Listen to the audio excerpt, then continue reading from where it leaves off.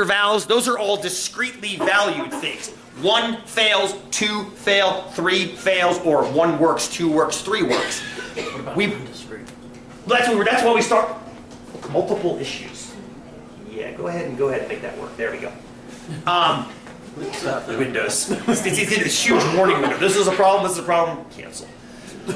So the reason we started talking last time about the bell curve, and in particular the standard normal curve, is because not everything in nature or our world is discretely valued. When you're counting things, 1, 2, 3, 4, discretely valued. But when you measure something, Alicia, when you measure something, it becomes continuously valued. And then our normal models of the distribution functions don't work. We can't just use a binomial. Because although you can only have 0 girls, or 1 girl, or 3 girls. By the way, I heard Agnes crowing again this morning when I left the house at 5:30. From inside the shed, I'm like, you're laying eggs. Maybe she's one of those 1 in 10,000. It could be. It could be one of those 1 in 10,000. I got both genders. Say that again? When there's no rooster, sometimes the girls... Really? Yeah. Oh, thank God. Because you know, the first thing I thought of was like, Someone has to wake the neighbor maybe up. somebody else. Put a rooster in. No, maybe one of the old girls started laying in one of the, because the old girls sometimes will have this run where they start laying eggs again. If it starts getting sunnier, if it's been cloudy and it gets sunny again. And I told you, I found like a dozen eggs in the duck house. And I'm thinking, maybe that was Bertha. And Agnes is a freak. And then I'm online looking at, she's a Java chicken. Very, very pretty. Modeled, one of the oldest breeds. And I look it up and I'm like, well, there's the chicken and she looks like that. There's the rooster, doesn't look like that. But then I go out at 5:30. I'm inside the shed, I'm like, Jesus Christ, she's a rooster. But she's laying eggs, it's so confusing, but sometimes they do. Okay, thank you, Sandy. Oh, thank you. She's laying eggs! Somebody's laying eggs. I don't actually witness her laying an egg. I've never seen her sit in a box, so anyway. Back to chickens, though. Suppose you're interested in the size of the egg, not whether you got a girl or a boy, which is definitely binomial, yes or no. But suppose you want to measure somehow. This is a wonderful discussion. Why are free-range eggs better than non-free-range? Why are organic eggs better than non-organic eggs? Why are free-range, vegetarian-fed chickens, free-range, like my chickens from November through April have free-range in the backyard. They're eating bugs, they're eating buds and things like that. Joanne? Doesn't your kid step on the shoe? He walks around, he's learned. No. Just like me. Well, but why does that make it better? No, hang on. Why does it make it better? What are you using to measure that? I love what you're saying, by the way. Please realize I'm not critiquing you. I'm just saying, how are you measuring it? How do you measure it? Good! Sandy, help. There's more nutrients in that. It's like... What are you measuring?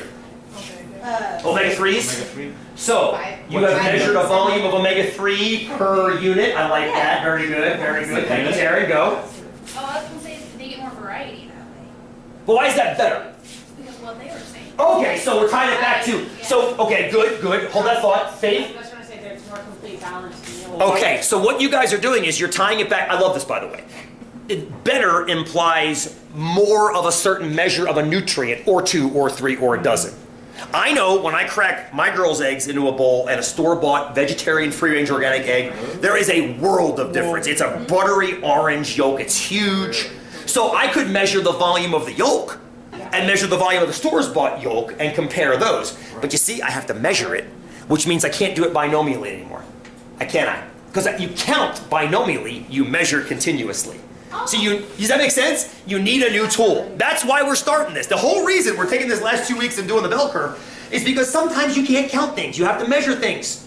And this is my favorite tool to measure. There are others, and we'll do more in 244, but this is a perfect one to get us through most of what you deal with in your lives. Faith? So that would be like, you could see it almost like on the scale of the yellow of the yolk. Good.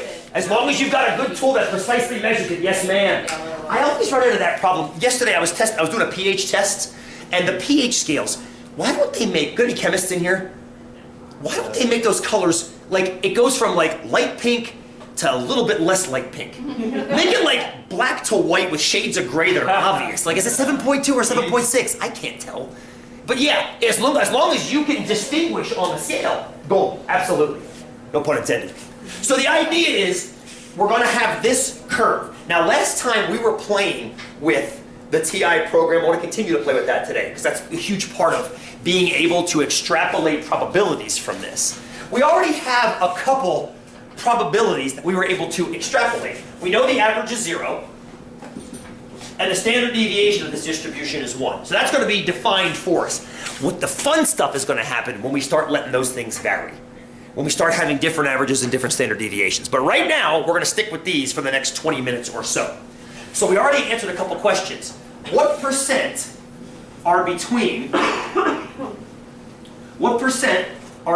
-1 and 1? And this is stuff that we've known for weeks, but we saw how to generate mathematically in our technology. That's about 68%. That's within 1 standard deviation, the percentage of the data between 1 standard deviation. Now, it got a little tricky in class last time, and Taryn, oh, she walked out. I wanted to ask her about the mathematics behind this is definitely tricky, because how many values are between -1 and 1? The problem is infinitely many.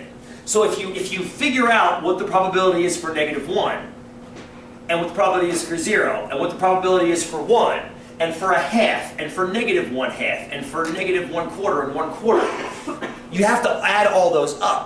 But you also have to add up every single other z-score value in there, right? And there's infinitely many of them. But you got used to this back when you took geometry in high school. How many of you calculated the area of something in high school? Yeah, or when you're painting your wall, figure out how much paint you need. Area, length times width. You do the same thing mathematically. Go ahead, Riley. No, tell me, what's on your mind? It's the paint on the wall. Paint on the wall? How do you get the area into gallons?